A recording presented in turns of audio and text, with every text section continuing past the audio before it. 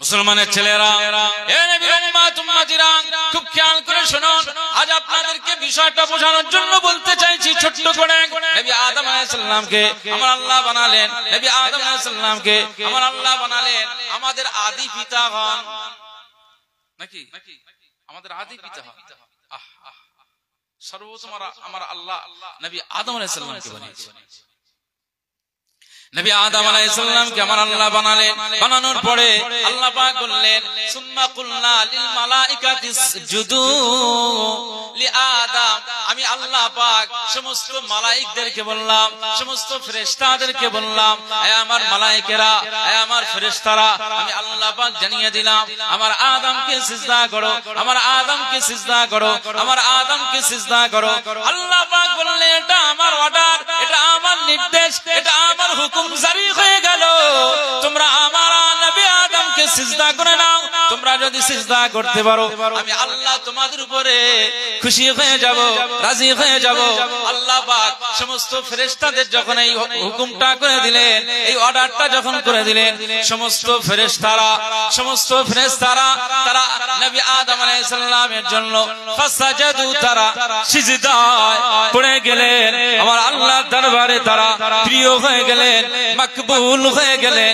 এ নবীর উম্মত উম্মতিরা, খুব খেয়াল করে শুনুন। তাদের ভিতর থেকে ইল্লা ইবলিস, একজন মাত্র, সে হচ্ছে ইবলিস। সে হচ্ছে, বলা হয়েছে, কথিত আছে যে সমস্ত মালায়েকদের মুআল্লিম ছিলেন, সমস্ত মালায়েকদের তিনি শিক্ষক ছিলেন, এটা কথিত আছে। তবে এর সঠিক সহি বিষয়টা এখনো নির্ণয় করা যায় না।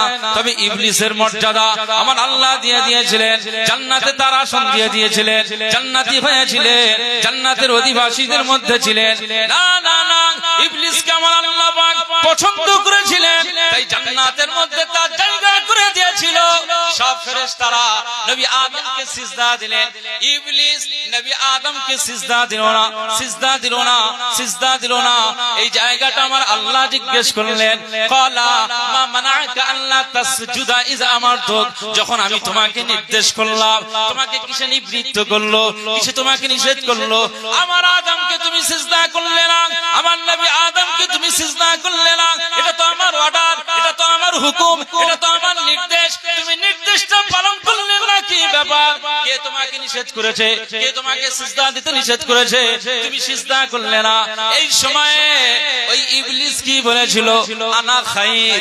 আল্লাহ পাকের যুক্তি দেখান, আল্লাহ পাককে যুক্তি দেখান, আমি উত্তম, ওর থেকে আমি ভালো।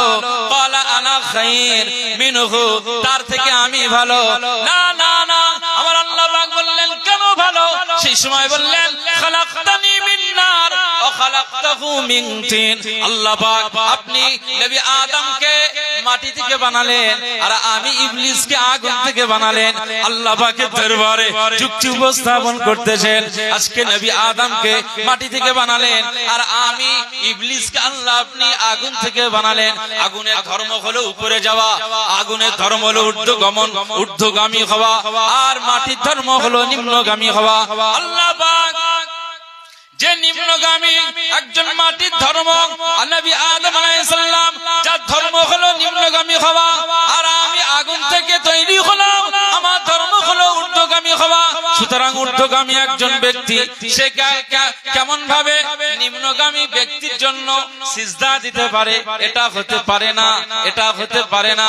আমি ইবলিসের জন্য নবী আদমকে আমি সিজদা করতে পারি না, সিজদা করতে পারি না, আর সিজদা আমি করব না। যুক্তিকে খাড়া করেছে, যুক্তিকে খাড়া করেছে ইবলিস। আল্লাহ পাকের সাথে যুক্তি খাড়া করছে, নিজে নিজে বোঝার চেষ্টা করেছে।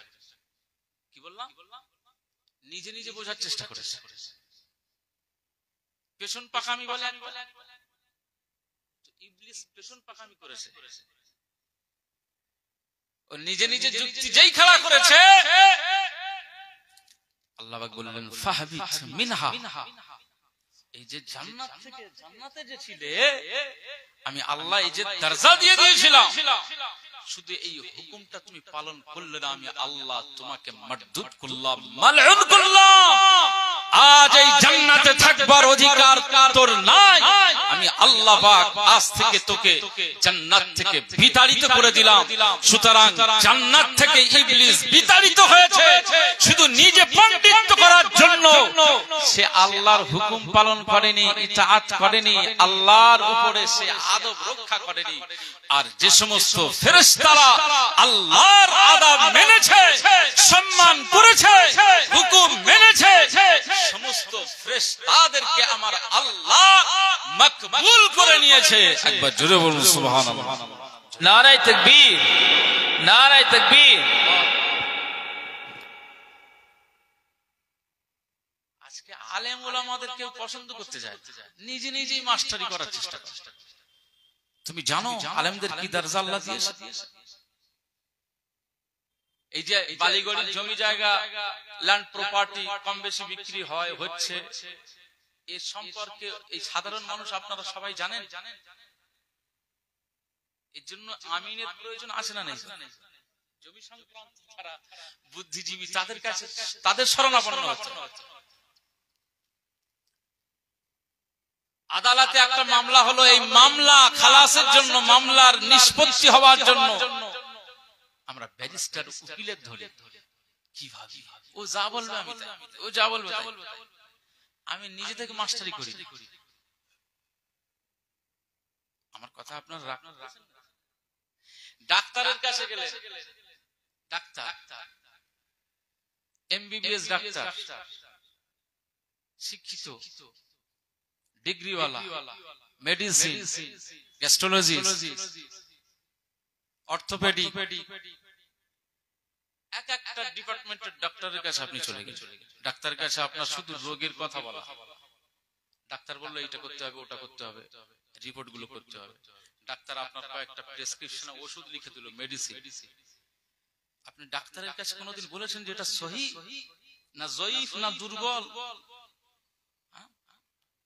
মেডিসিনের দোকানে গিয়ে আপনি কোনোদিন বলেছেন যে এটা জাল, এই ওষুধটা জাল, জয়ীফ, দুর্বল না সহি? জীবনে জিজ্ঞেস করেছিলেন? ডাক্তার আপনাকে যেটা বলেছে আপনি সেটাকে মান্যতা দিয়েছেন।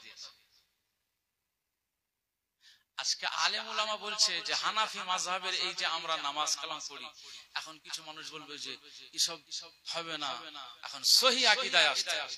হ্যাঁ, রাফা ইয়াদাইন অন্যান্য ইমামের মাযহাবে আসে, আমরা মানি, কিন্তু আমাদের মাযহাবে, হানাফি মাযহাবে আমরা সহি আকীদায় আমরাও তো মানি। এটা তো হাদিস বিরোধী নয়। আমরা যে আল্লাহু আকবার বলে তাকবীরে তাহরিমা বাঁধি, এটা কি নবীজির সুন্নাহ? যদি মনে করেন যেটা বাতিল, তাহলে বাতিলের জন্য বসতে হবে, বাতিল ঘোষণা করে চার দোকানে ফটল ফটল করলে হবে, বসে সমাধানের জায়গা করতে হবে। নিজে নিজে বুঝলে হবে? আলেম ওলামাদের নেতৃত্ব মানতে হবে না?